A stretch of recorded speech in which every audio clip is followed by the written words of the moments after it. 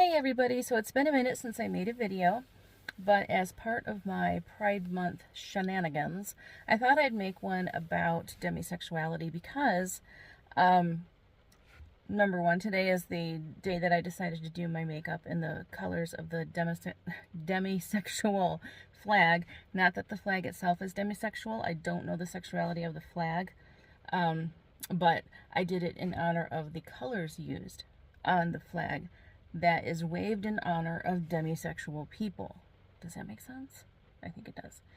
Anyway, so I wanted to talk about it because I consider myself demisexual, and I wanted to share with you some of my history and how I came to that conclusion, because I think for people who grew up like I did, or maybe people who didn't grow up like I did and are confused about what demisexuality is, maybe this information will be helpful in sorting yourself out or sorting out someone you love and care. I don't know.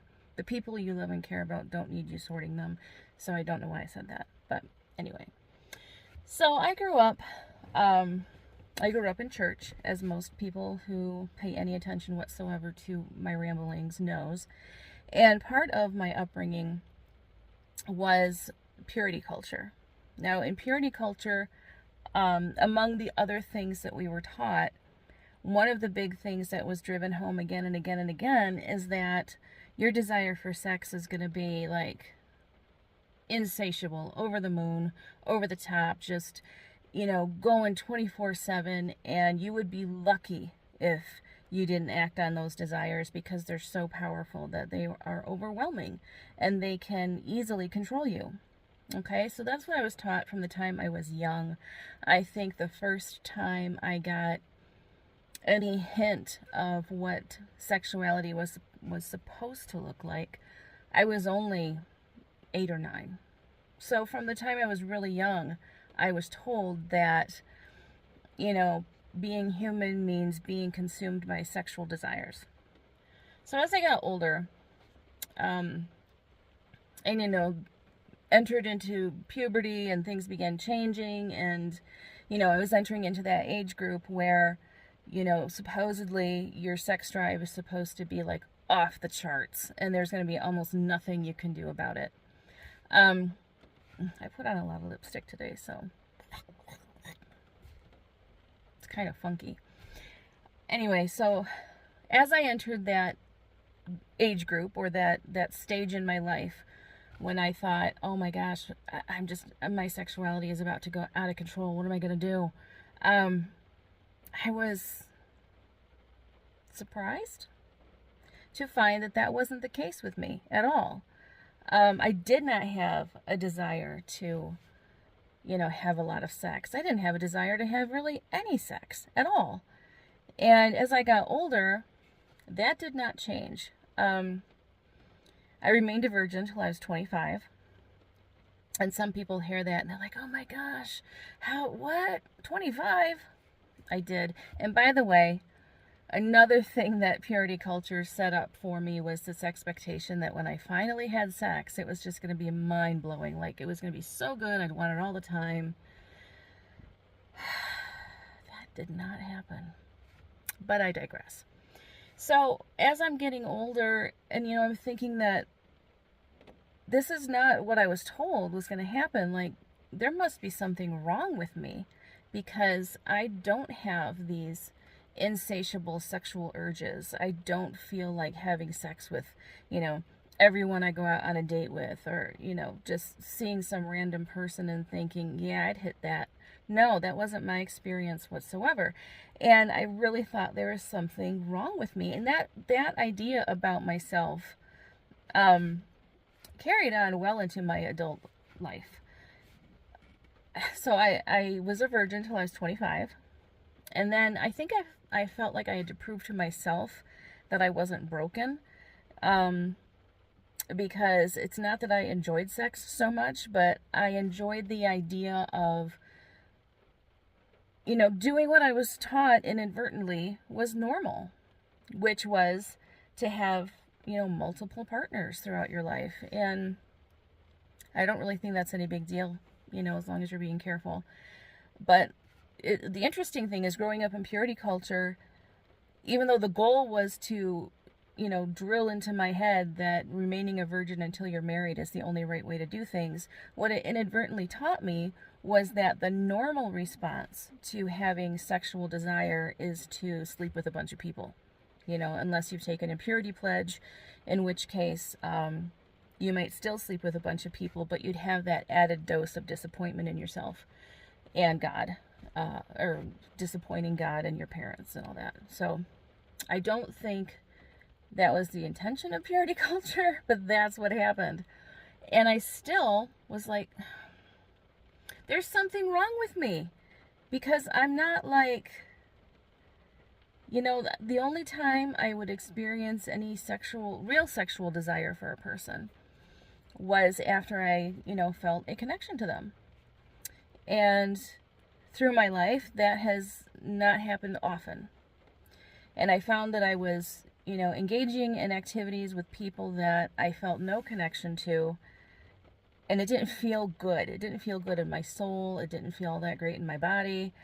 And again, I was like, something is broken. There is something wrong with me, because I don't feel like having sex all the time. And then when I do have sex, it's mediocre at best, unless it's with somebody that I have a connection with.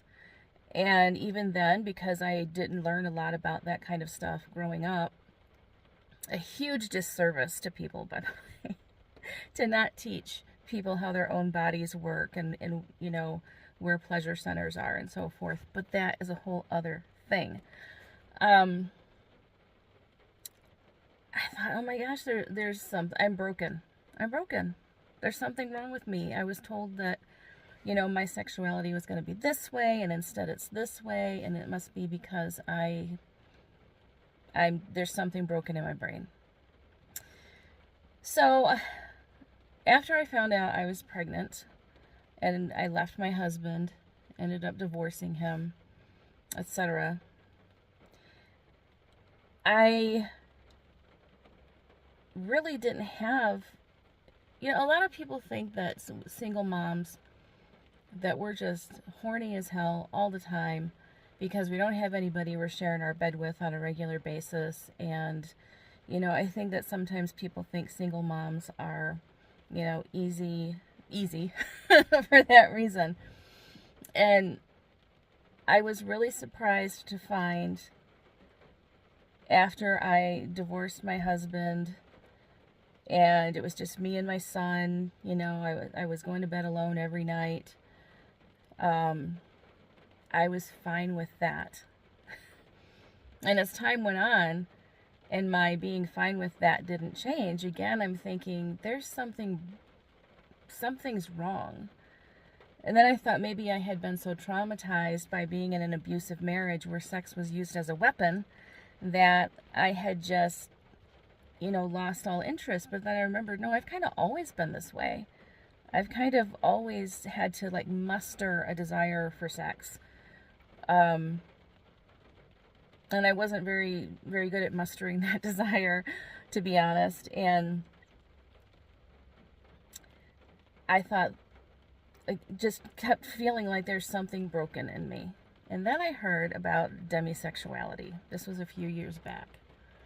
And as I began to understand what demisexuality is, I was like, that's me.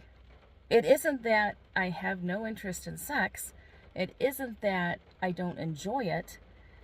But I have no interest whatsoever, even a little bit, in sex with someone that I don't feel a strong emotional bond to. And I haven't had a strong emotional bond with anybody for a long time, so put two and two together. I'm not going to spell it out for you. And I'm shockingly okay with it. I'm like, this is great. I don't mind that I go to bed alone, because I'm not going to invite someone into my bed just for a physical act. I don't think that there's anything wrong with someone who can do that. Sometimes I wish I was wired that way, because, sometimes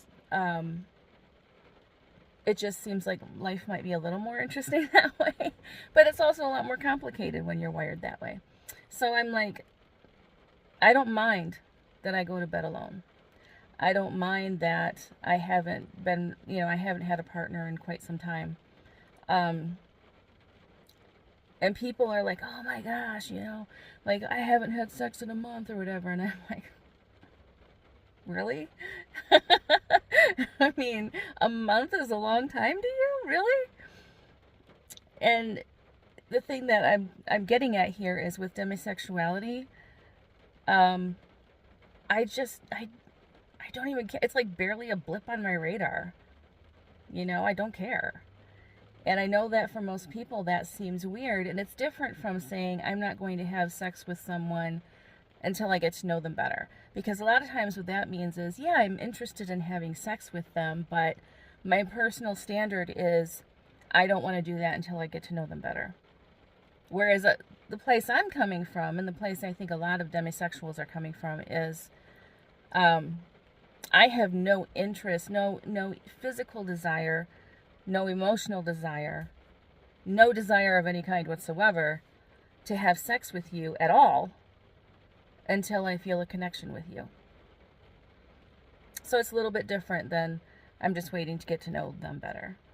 It's like, you're sexually attracted to me, really? You don't even, like, you know nothing about me, and I'm definitely not sexually attracted to you because I don't feel any connection to you whatsoever. That connection has to be there for even physical desire to be there for me. I'm not saying it's like that for every demisexual, but it's definitely like that for me. And I'm sharing all of this because I know, as I mentioned in the beginning of this rambling video, I know that there are people out there who have, grown up the way I did. They grew up in a culture that told them that the only correct way to desire sex is to desire it all the time, and then you have to use like incredible self-control not to just hop into bed with everybody you meet. When you grow up hearing that, and then that's not your experience, not only do you not have sex with just anybody, but you don't even want to. Like, there's no desire. That feels weird. Until someone tells you, what you're experiencing is perfectly normal for you. There's nothing wrong with it. That's just how you're wired, and it's okay. And it feels weird to have to tell somebody it's okay to not want sex. But coming out of the culture that I did and knowing millions and millions of other people experienced that as well, I think it's important to say that, there's nothing wrong with you. You're not broken. That's just how you're wired. And I also wanted to share this because I think there's a lot of misunderstanding about what demisexuality is. It's not just waiting until you get to know somebody better to have sex with them. It's not that at all. I don't know if this is not your experience, if you can really comprehend what it's like to have like barely any sexual interest whatsoever until that connection is there. But that's what my experience has been, and that's what I think a lot of others experience. It would be like, I guess it would be like if you went for days and weeks and months or whatever without drinking water, and people are assuming, oh my gosh, you must be parched. And you're like, I'm not even thirsty. So, I mean, that kind of sort of fits. And I hope that helps people understand better what demisexuality is, and because people can be dismissive of it. Oh, this lipstick's driving me crazy. They can assume that, it's just that you want to get to know someone better before you have sex with them. Well, good for you. That's what I do too, and it's not a unique sexuality. That's not what it is at all. So I hope that this video and me sharing my experiences can help clear some of that up for folks. And if not, watch more videos from other demisexual people. Read more. I think if people would do more reading and less assuming and less chatting and blathering on about things they don't know about, the world would be 1,000 times better. So, if you still don't understand what demisexuality is, I would encourage you to do some research, talk to more people. Don't just believe the meme that says demisexuality is not its own sexuality or whatever. Little tiny rant here. I think social media has made us all dumber, and I think social media has made us all less inclined to do any real research on anything, to get down into it and read books and actually understand things. We all want the hot takes and the quick hits and stuff, and that's just not how the world works, or at least it's not supposed to. So this video, which has gone on a lot longer than I intended, we're at 15 minutes now, might help you. But if it doesn't, go to like the Trevor Project or something and go to their website and see what they have to say about demisexuality, because it is its own sexuality. It exists on the asexual spectrum, and it is entirely possible to still enjoy sex when you have it and be demisexual. And that's me. So anyway, I hope you're having a great day so far, whenever you happen to watch this. Dave, I finally made a video. Yay, I had to do it in my car on my way to the store. Well, not on my way. I'm going to be leaving after I finish this video because I am a safe driver. But I finally did it. Yay! Anyway, have a great day. I will see you guys some other time when there's something else I need to just go off about. And, yeah, that's it. Bye. Oh, and thanks for watching. I appreciate you. Bye.